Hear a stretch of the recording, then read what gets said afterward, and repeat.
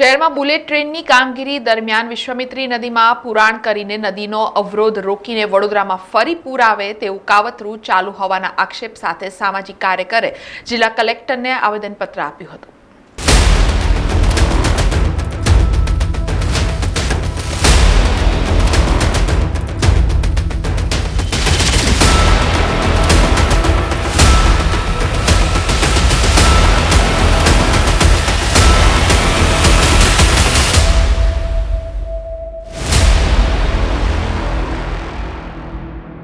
વડોદરા શહેર અને જિલ્લામાં છેલ્લા 2-3 વર્ષથી બુલેટ ટ્રેનનું કામ ચાલી રહ્યું છે, જેનો રૂટ વડોદરાથી મુંબઈ તરફનો છે, જેમાં વિશ્વામિત્રી નદીની વચ્ચે કે નજીકથી બુલેટ ટ્રેનના પિલ્લર જાય છે, જે કામગીરીમાં એલએનટીના કામદારો દ્વારા અકોટા સ્મશાન પાસે, મકરપુરા રેલવે સ્ટેશન પાછળથી વીરપુર ઈટોલા ગામ સુધી વગેરે જેના સ્થળો પર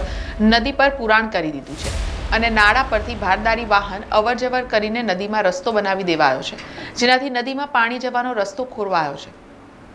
વરસાદ વધુ પડતા વિશ્વામિત્રી નદીથી શહેરમાં પાણી પ્રવેશી આગળ દરિયા બાજુ જવાના બદલે વડોદરામાં ઘૂસે છે, ત્યારે વડોદરા ટીમ રેવોલ્યુશનના સામાજિક કાર્યકર સ્વેજર વ્યાસે વડોદરામાં આ ચોમાસામાં પણ મોટું પૂર લાવીને તબાહી ફેલાવવાનું કાવતરું ચાલુ છે તેવા આક્ષેપો કર્યા છે અને આ બાબતે જિલ્લા કલેક્ટરને આવેદનપત્ર આપી સમગ્ર કામગીરીની તપાસ કરવાની માંગણી કરી છે। વડોદરા શહેરમાં એક બાજુ વિશ્વામિત્રી નદીને ઊંડી કરવામાં એક નાટક આખા શહેરમાં થઈ રહ્યું છે, બીજી બાજુ એ જ નદી પર 10 કિલોમીટરની અંદર 15 જગ્યા પર નદીને દબાણ કરવામાં આવ્યું છે, નદી પૂરી દેવામાં આવી છે, નદી પર બ્રિજ બનાવી દેવામાં આવ્યા છે, નદીની ઉપરથી ટ્રક અને બધા વાહનો અવરજવર કરે એ રીતિનું એ પરિસ્થિતિનું નિર્માણ કરવામાં આવ્યું છે। જાણી જોઈને અગાઉ પણ આ જ પરિસ્થિતિ હતી। અગાઉ 9 ઇંચના વરસાદમાં વડોદરા શહેરમાં પૂર આવ્યા હતા। પહેલા 17 થી 18 ઇંચ વરસાદ પણ વડોદરા શહેરમાં આવ્યા છે, તારે પૂર નથી આવ્યા। રીઝન કે આ જે ખલીપુર છે, વડોદરાથી ખલીપુર વિસ્તારની અંદર 15 જગ્યા પર દબાણ કરવામાં આવ્યું છે। દબાણના ફોટોગ્રાફ, વિડીયોગ્રાફ સાથે આજે અમે કલેક્ટરને જ્યારે રજૂઆત કરવા તો કલેક્ટર પણ વિડીયો અને ફોટોગ્રાફ જોઈને ચોંકી ઉઠ્યા છે અને અમે તાત્કાલિક ધોરણે તપાસ કરવાની માંગ કરી। સાથે અમે એ પણ માંગ કરી છે કે વડોદરા શહેરમાં જે રીતે અત્યારે કોર્પોરેશન દ્વારા ખોદકામ કરવામાં આવી રહ્યું છે, એમાં ભાજપના નેતાઓ દ્વારા પણ માંગણી કરવામાં આવી રહી છે કોન્ટ્રાક્ટરોને બોલાવીને કે તમે અમને આમાંથી કંઈક આપો, અમને કંઈક આપો, અને જેના સંદર્ભમાં અધિકારીઓ પણ આની અંદર એ થઈ રહ્યા છે કે અમે ભ્રષ્ટાચાર કરતા નથી ને અમારા તરફી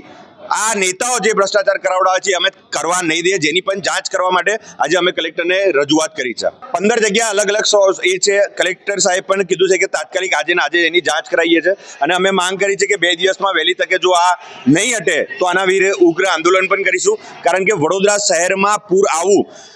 સામાન્ય લોકોને પણ ખબર છે કે પોતાના ઘરમાં પાણી ભરાય તો પોતાનું ઘર ખોદવાનું ના હોય, પાણી નિકાલનો રસ્તો કરવાનો હોય, ઘર ખોદવાથી પાણી વધારે આવવાનું છે। જે રીતનું પરિસ્થિતિ અત્યારે શહેરમાં થઈ રહી છે, તમે જુઓ કે નદી ખોદી રાખવામાં પણ આગળની જે જોડાણો છે, આગળ જે દબાણો છે, આગળ જે બ્લોકેજ છે 15, એ 15 બ્લોકેજ એવા ને એવા છે, એ જગ્યા પર કોઈ પણ જાતનું ખોલવામાં નથી આવી રહ્યા અને એના પર બ્રિજ બની ગયા છે। સમાચારોના સતત અપડેટ માટે TNN ન્યૂઝને YouTube પર સબસ્ક્રાઇબ કરી બેલ આઇકોન પ્રેસ કરો અને અમારી સાથે જોડાયેલા રહો Facebook, Instagram અને Twitter ઉપર।